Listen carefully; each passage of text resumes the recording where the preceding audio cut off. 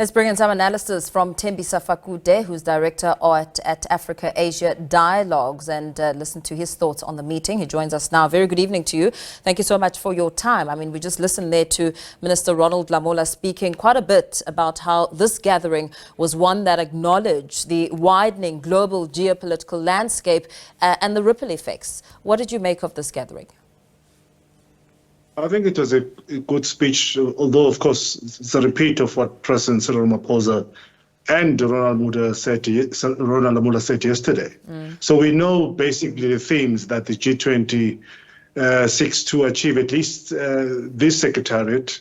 There's nothing really new except that there's an emphasis on Africa. But one would have expected, of course, that South Africa would have concentrated on South Africa, because we now have the AU represented within the G20, and it's expected to highlight African issues. And this is our time and our chance for South Africa to, for once at least, at these multilateral platforms, stop insisting on being the spokespersons of the entire Africa, but to look internally and see how we can take our country forward. We know that we are similarly targeted by powers that be around the world, and that requires a certain response.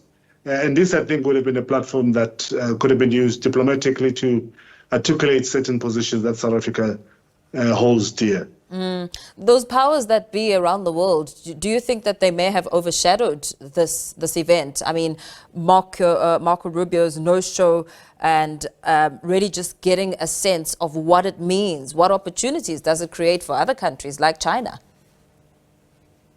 Well, indeed, I think the absence of the United States at the senior level brings an element of doubt at the workings or decisions that are going to be taken by any of the sittings of the G20 leading to the summit in November. Because the United States is still seen by and large as an endorser of whatever decision may be taken. So we don't know what they're thinking. And they might just nullify whatever work that South Africa and the others will have been undertaking throughout this year. So the fact that they're not there, to some of us, it leaves some sort of a doubt whether all the utterances and decisions and plans that the G20 has or intends to implement will actually be endorsed or become a reality. And I think as long as the United States is not present at a senior level at these gatherings, whatever it's talked about or presented, I still will be taking with a pinch of salt. I mean, you made mention of a bit of what Ramaphosa had to say. President Ramaphosa has also spoken in the face of all these attacks from U.S. leaders and South Africa. He's spoken quite a bit about it, and he is of the view that South Africa and the U.S. could still work together and still find solutions to their differences. What considerations do you think need to be made if that is the case? I think I'm waiting to see the list of the delegation that's going to be leaving South Africa to Europe en route to the United States, who it will consist of, because that's very important. I think President Cyril Ramaphosa will continue and insist on speaking to the United States. I think the discussions are afoot, and there has been some talk that indirect talks behind the scene have been taking place, particularly with Elon Musk and all his business interests, which he would like to see present in this country. And there's been certain conditions that the South African law in general has in place, and Elon Musk wanted to be given a special treatment because he is Elon Musk. And apparently those might just be relaxed so that he can come into South Africa, and we can also kiss and make up in terms of what has happened so far with that executive order. So Ramaphosa will continue working, but one, of course, hopes, and God forbid, that Elon Musk is not giving a special treatment because he's Elon Musk and he carries a big stick at the moment, that South Africa will insist on maintaining its position and maintain the law of this country in terms of how it deals with business and external business coming into this country. Yeah, with Rubio's absence, there's also been a lot of talk about how perhaps this may or may not be a way that paves the withdrawal of the U.S. for good from the G20. Is that a possibility? What are the probabilities around that thought?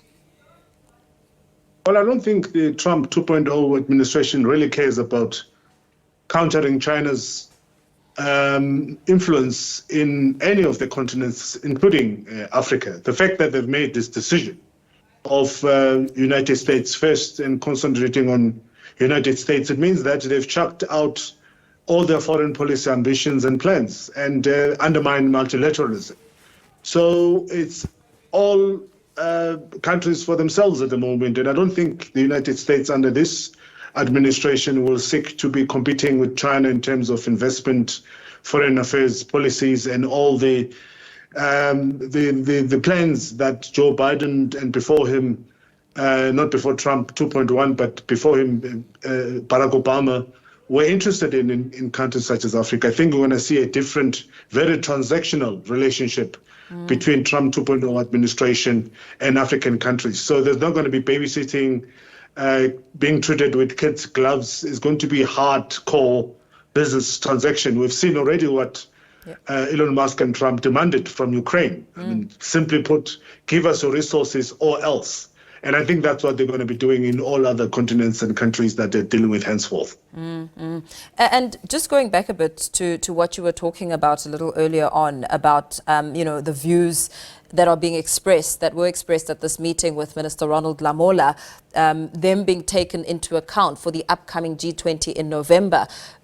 What sort of factors will be taken into account as those discussions take place? And, what sort of positioning could they take as we head to November with all that has been discussed on the table? Well, I think at the moment, the United States is taking a standalone position, particularly in matters such as AI.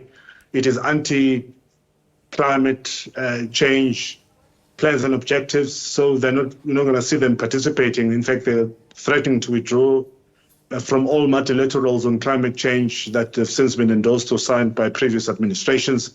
So all the ambitions that we have as G20, I think they are not that keen. Of course, they are part of the troika or the trilateral formation that consists of Brazil, South Africa, and the United States, because they're going to be taking over the G20 hosting.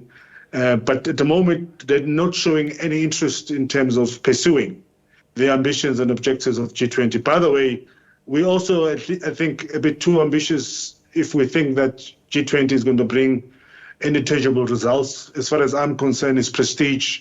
It's good to host this. I've had discussions with some of my colleagues in Brazil. They say the only thing that happened to Brazil was it's a little bit poorer after it financed the G20 processes throughout 2024. So we are having the same situation in South Africa, that this is prestige. I don't see any tangible results.